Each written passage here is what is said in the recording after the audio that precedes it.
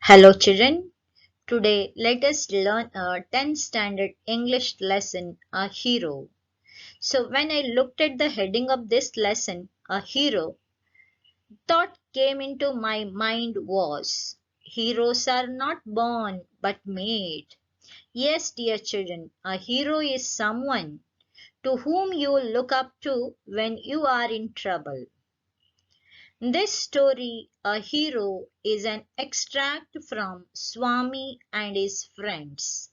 It is a hilarious story about how Swami was made to sleep all alone by his father in his office room to punish him for a minor offense. But Swami becomes a hero by accidentally helping to catch a burglar. A Hero story was brought out in a very comical manner by R.K. Narayan. The author of this story, R.K. Narayan, was born on 10th October 1906 and died on 13th May 2001. His full name was Rasipuram Krishnaswamy Iyer Narayana Swami. All his great literary creations like The Tiger of Malgudi, The Guide, that is made into Hindi movie and received a Sahitya Academy Award. Another creation was English Teacher, the other one was Bachelor of Arts. Then he was nominated member to the Rajya Sabha, that is the upper house of India's parliament. He has received many awards like Benson Medal from Royal Society of Literature and Padma Vibhushan and Sahitya Academy Awards. The character of his stories are from everyday life. Children, if you have a textbook with you, you can open it. Page number 2. We'll read the first paragraph.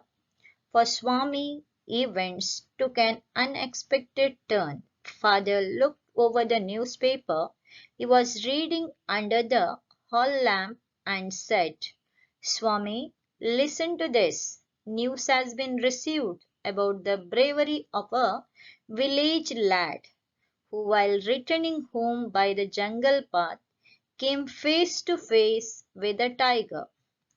Here, Swami's father one day called him and read out an article of a boy who had faced a tiger face to face. So here, lad means a boy, face to face means close to something and looking at it. Let's read. The paragraph described the fight the boy had with the tiger and his flight up the tree where he stayed half a day till some people came that way and killed the tiger. Second para. After reading it through, father looked at Swami fixedly and asked, What do you say to that? Swami said, I think he must have been a very strong and grown up person, not a boy at all.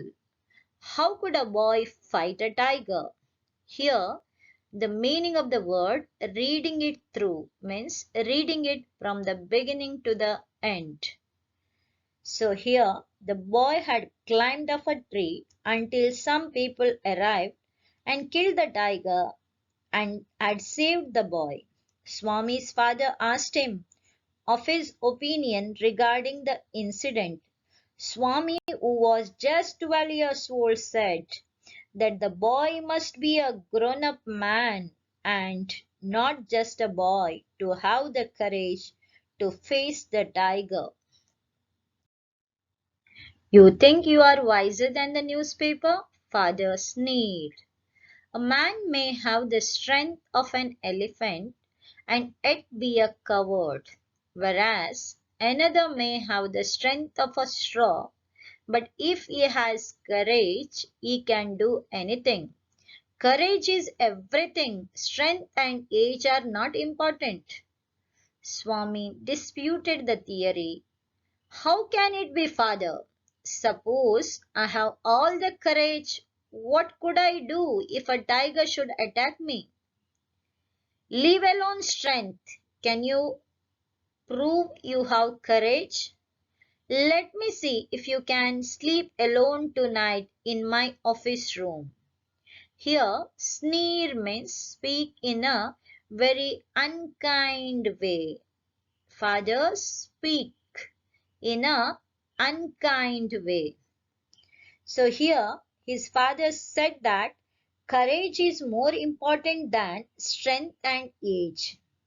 Swami did not agree to this. His father challenged him to sleep alone in his office room to prove his point.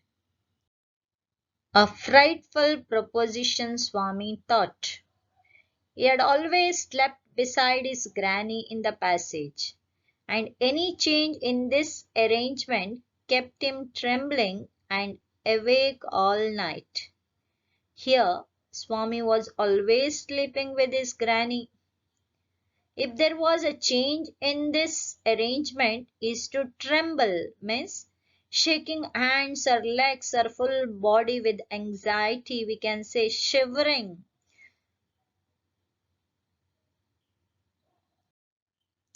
He hoped at first that father was only joking. He mumbled weakly, yes, and tried to change the subject. He said very loudly and with a great deal of enthusiasm, we are going to admit even elders in a cricket club hereafter. We are buying brand new bats and balls. Our captain has asked me to tell you. Swami tried to change the topic by talking to his father about the cricket club. Here, mumbled means say something quietly, say something which was not clear. He was mumbling. Then, enthusiasm with great interest, he started to say about the cricket. We'll see about that later, Father Curtin.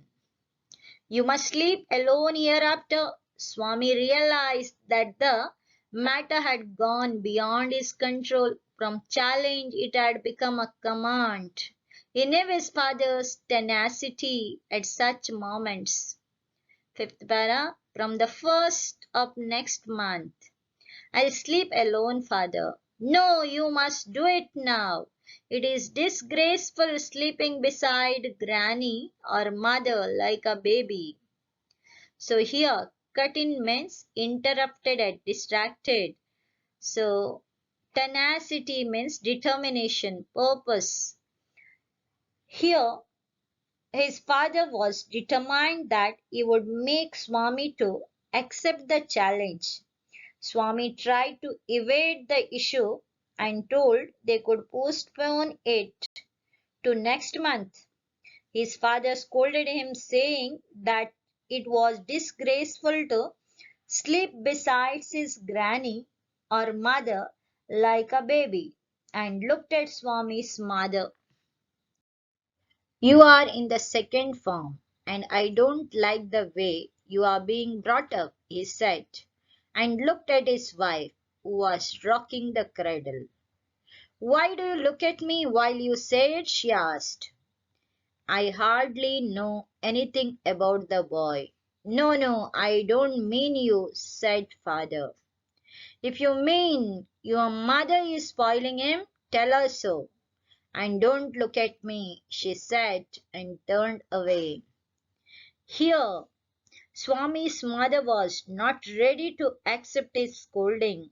So she said that it was not she who was spoiling Swami, but it was his grandmother.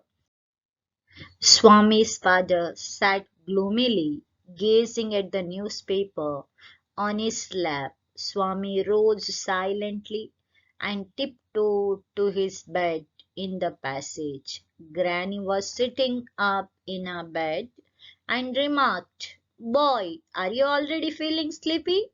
Don't you want to hear a story? Swami made wild gesticulations to silence his granny, but that good lady saw nothing. So Swami threw himself on his bed and pulled the blanket over his face.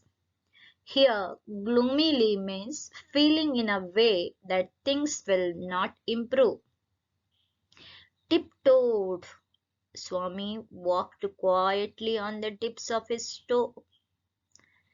Gesticulations means to make movements with hands and arms without talking, making only the movements with hands and arms. Here, Swami tried to escape from the situation by slipping away to his bed laid in the passage. His granny asked him why he was sleeping early, and did he not want to hear a story as usual before he went to sleep.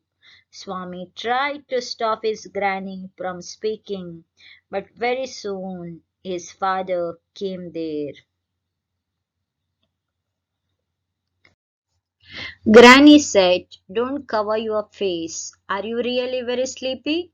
Swami leaned over and whispered, "Please, please, shut up, Granny. Don't talk to me and don't let anyone call me, even if the house is on fire. If I don't sleep at once, perhaps I shall die." He turned over and curled and snored under the blanket till he found his blanket pulled away. Here the meaning of snore is to breathe in a noisy way. He told his granny not to wake him up. So he had a fear that his father would come and pull his blanket away. Presently his father came and stood over him. "Swami, get up," he said. He looked like an apparition in the semi-darkness of the passage, which was lit by a cone of the light from the hall. Swami stirred and groaned as if in sleep. Father said, "Get up, Swami." Granny pleaded, "Why do you disturb him?" Here apparition means ghost. Father looked at him like a ghost devil. So his father came there and forced Swami to get up. But his granny asked him, "Why do you disturb him?" "Get up, Swami," said father for the third time. Swami got up. Father rolled up his bed, took it under his arm and said, "Come with me." Swami looked at Granny, hesitated for a moment, and followed his father into the office room. On the way he threw a look of appeal at his mother, and she said, "Why do you take him to the office room?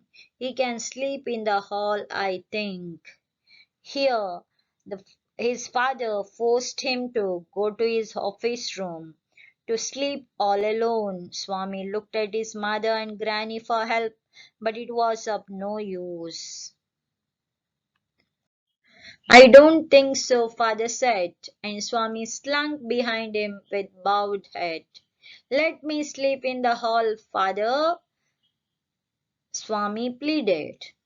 "Your office room is very dusty, and there may be scorpions behind your law books." "There are no scorpions, little fellow. Sleep on the bench if you like.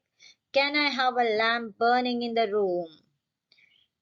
Here the meaning of slunk is moved somewhere quietly and secretly. Scorpions, small creatures of the spider family with a poisonous sting. So here Swami said to his father that there were scorpions behind the books, but his father did not give attention to his words and asked him to sleep on the bench. "No, you must learn not to be afraid of darkness. It is only a question of habit. You must cultivate good habits. Will you at least leave the door open?" "All right, but promise you won't roll up your bed and go to your granny's side at night. If you do it, I'll make the laughing stock of your school."